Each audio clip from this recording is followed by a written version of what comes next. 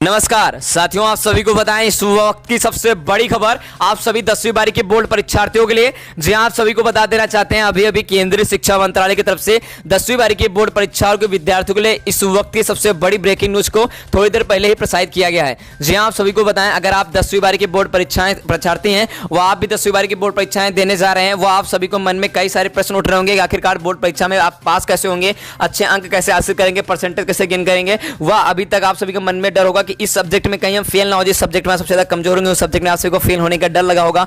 वह कई अन्य प्रकार के आप सभी के मन में सवाल उमड़ रहे होंगे कि पेपर कैसा आएगा, पेपर में लिखें कैसे, कि शिक्षक हमको नंबर ज्यादा दे, कापियों में लिखने का तरीका क्या होगा, पेपर सबसे ज्यादा आने के चांसेस किस प्रकार, क्योंकि क्वेश्चन तो किसी को भी नहीं मालूम, पढ़ते तो सब है लेकिन क्वेश्चन किस प्रकार होते हैं वो आप सभी को नहीं मालूम होता है।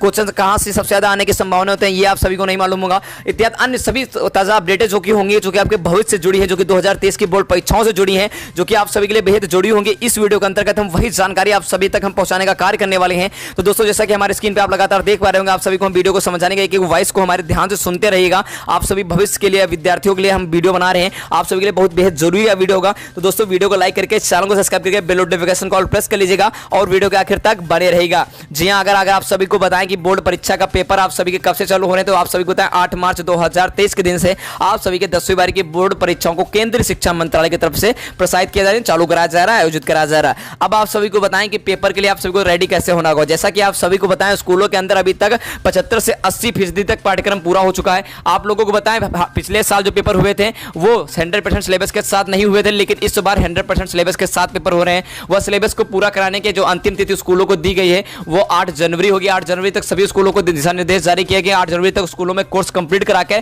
आप सभी के प्री बोर्ड परीक्षाओं का आयोजन करा दें, क्योंकि प्रैक्टिकल एग्जामों को आप सभी को हर हाल में फरवरी के महीने में आयोजित कराएगा केंद्रीय शिक्षा मंत्रालय। सभी राज्यों के लिए ये अपडेट है। आप सभी को बताएं, चाहे जिस भी बोर्ड के आप विद्यार्थी हो, 10वीं बारी के अगर आप छात्र छात्राएं इस बार 10वीं बारी के छात्र विद्यार्थी हैं, अगर आप पेपर देने वाले हैं, फिर चाहे आप सीबीएसई बोर्ड से हो, सीजी बोर्ड से हो, बिहार बोर्ड से, राजस्थान, यूपी, गुजरात, राजस्थान, बिहार, छत्तीसगढ़, हरियाणा, चाहे जिस भी बोर्ड से हो, आप सभी को यह वीडियो आप सभी को ध्यान सुनो कि बोर्ड परीक्षाओं से जुड़े आप सभी की बोर्डों के हिसाब से हम अपडेट दे रहे हैं। आप लोगों को बताएं, अलग अलग बोर्डों में अलग अलग हिसाब से बोर्ड परीक्षाओं के पेपर को तय किया जाता है, बनाया जाता है, सेंटर को अलग अलग हिसाब से बनाया जाता है। पेपर को इस बार नकल विहीन परीक्षाएं बनाई जाएंगी। वह पेपर आप सभी का 100% पेपर के सिलेबस के साथ बनेगा। यानी पेपर आप सभी का पिछले साल की तुलना में, पिछले 2-3 सालों की तुलना में बड़ा आएगा। समय सीमा आप सभी को उतनी रहेगी 3 घंटा 15 मिनट। तो 3 घंटे 15 मिनट सबसे पहले आप सभी को लिखने का अगर हम तरीका बता दें, तो आप सभी को जो आप सभी को क्वेश्चन से नहीं मालूम उसको छोड़ दीजिए, जो मालूम है एकदम सटीक वो लिखिए। और जहां तक ट्राई कीजिएगा छोटे क्वेश्चन को ना लिखिए, जो ज्यादा नंबर वाले, जैसे 10 नंबर वाले, 8 नंबर वाले, 5 नंबर वाले, ये सबसे पहले लिखिएगा। इसके बाद आप क्वेश्चन को मत लिखिएगा, डायरेक्ट आंसर को लिख दीजिएगा, इस खंड आ का ये क्वेश्चन आंसर आप ऐसे करके लिखिएगा, सबसे आसान तरीका रहेगा।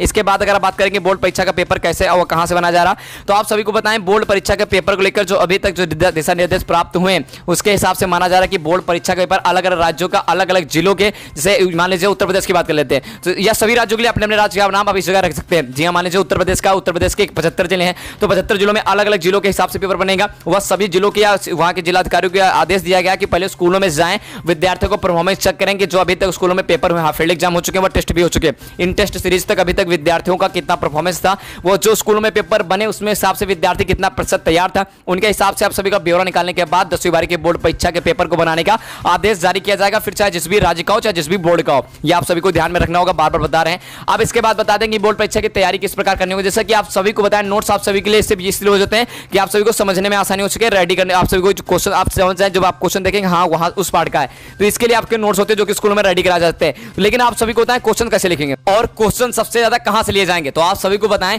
किसी भी पार्ट से सारे क्वेश्चन नहीं लिए जाए। कई बार ऐसा होता है कि पूरे पूरे पार्ट में याद होते हैं लेकिन उस पार्ट से एक भी क्वेश्चन नहीं आता, या आता है तो 1-2 नंबर का आता है, जो कि आप सभी को काफी ज्यादा गुस्सा आती होगी।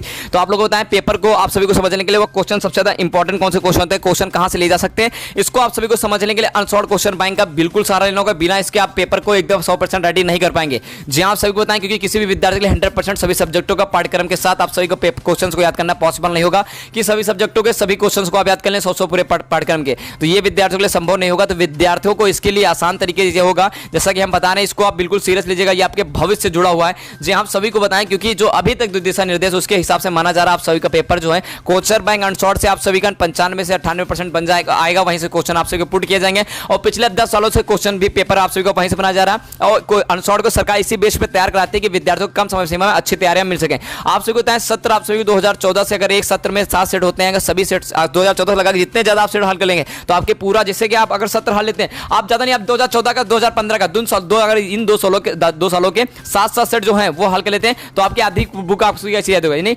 50 से 60% पाठ्यक्रम जो होगा वो ऐसे ही आपसे रेडी हो जाएगा, जबकि पूरे क्वेश्चन आपको याद करने की कोई आवश्यकता ही नहीं होगी। और पेपर के जो क्वेश्चन होंगे वो 96% यहीं से पूछे जाने के सबसे ज्यादा चांसेस होंगे। तो विद्यार्थियों को हम बार बार बोल रहे हैं, आप क्वेश्चन बैंक का सहारा लें, क्वेश्चन बैंक अपनी नजदीकी दुकान से खरीदें, उपलब्ध हो चुके हैं। जी आप सभी को बताएं, उसमें अनसॉल्व, इसमें आंसर नहीं लिखे होते, लेकिन क्वेश्चन जो मोस्ट इंपॉर्टेंट होते हैं वो क्वेश्चन उसी में होते हैं, वहीं से आज का पेपर बनाने के और आने के सबसे ज्यादा क्वेश्चन वहीं से संभावनाएं होती हैं।